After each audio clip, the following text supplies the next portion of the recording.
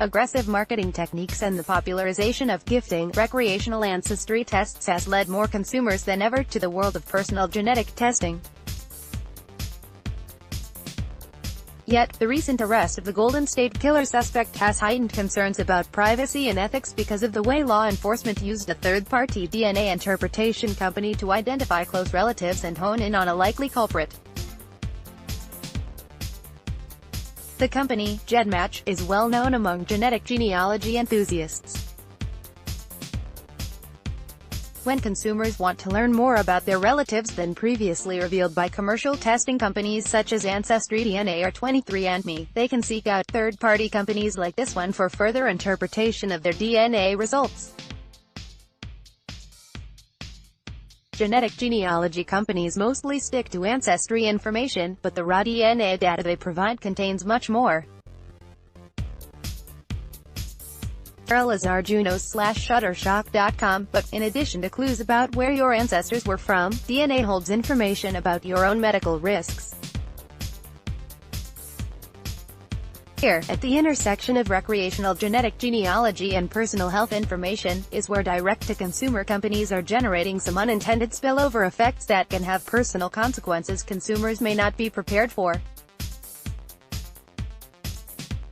I approach this area from the medical side. My own work focuses on how people use genomic information for personal health benefits. In particular, I've looked at when and how people decide to undergo genetic testing, and how they understand and cope with their results. The rise of direct-to-consumer genetic testing has led to a sometimes dodgy do-it-yourself world of genetics.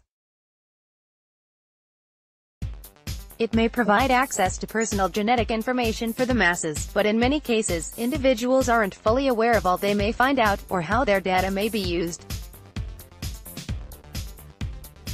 When genealogy interest leads to a health scare, my interest in the unintended consequences of genealogy exploration started a few years back with a patient who sought help in interpreting data she received from a third-party company that suggested she was at increased genetic risk for breast cancer. Concern over what had been identified in the interpretation report ultimately led this patient to see a genetic counselor, a trained professional who can advise on the genetic risks for various diseases. The counselor eventually determined the result was nothing that warranted concern. This false positive case raised red flags for me.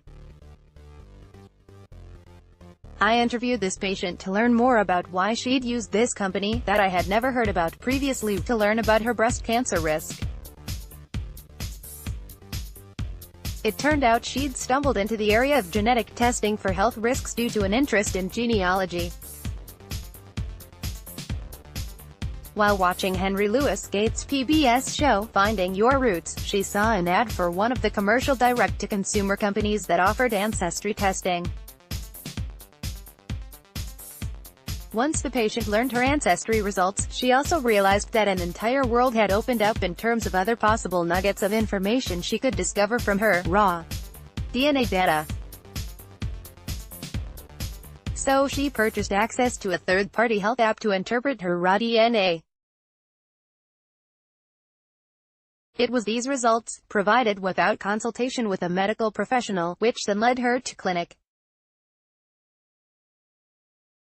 Currently, there are many of these third-party apps or online services available to consumers.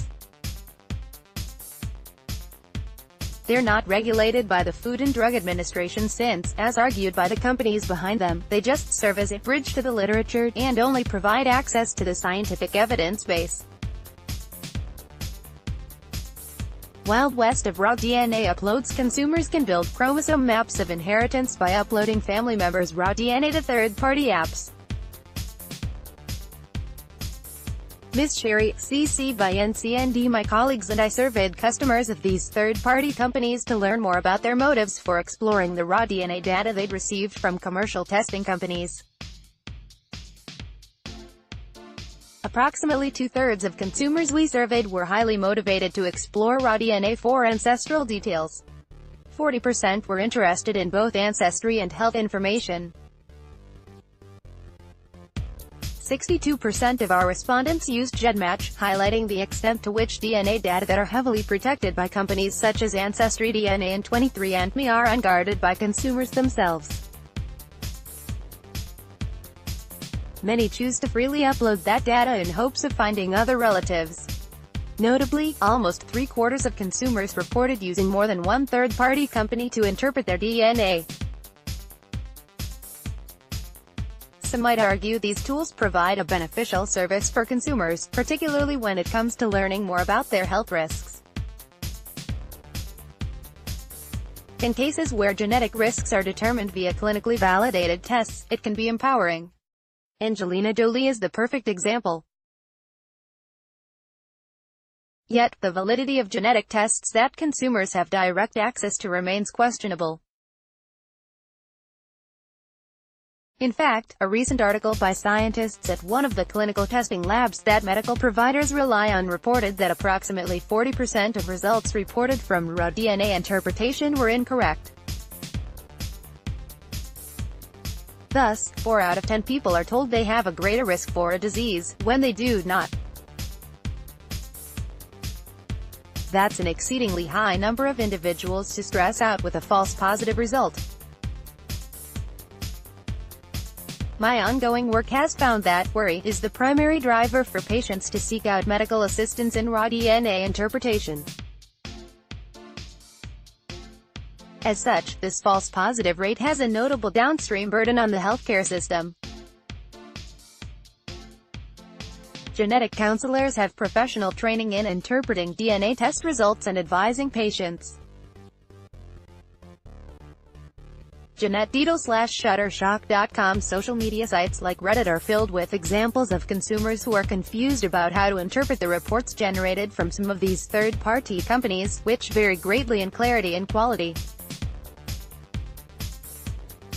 Or, they have learned from a report they might have a BRCA variant that might confer high risk for breast and ovarian cancer, and ask other site users for help in understanding whether their result is real. It doesn't have to be this way. There are genetic counselors who specialize in interpreting these kinds of results and helping patients figure out what to do. Genetic counselors, meanwhile, are frustrated. The message from commercial testing companies has led to unrealistic expectations from consumers about what they can learn about themselves. It's challenging for counselors to correct misconceptions, especially when they are met with resistance from patients. Gift of DNA knowledge?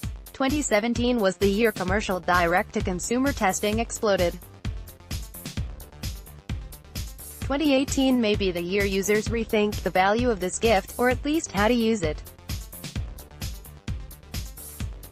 Once the genie is out of the bottle, it isn't going back. The Golden State Killer arrest is only highlighting that the ramifications of genetic genealogy and widespread use of third-party DNA sites are broader than consumers could have ever anticipated.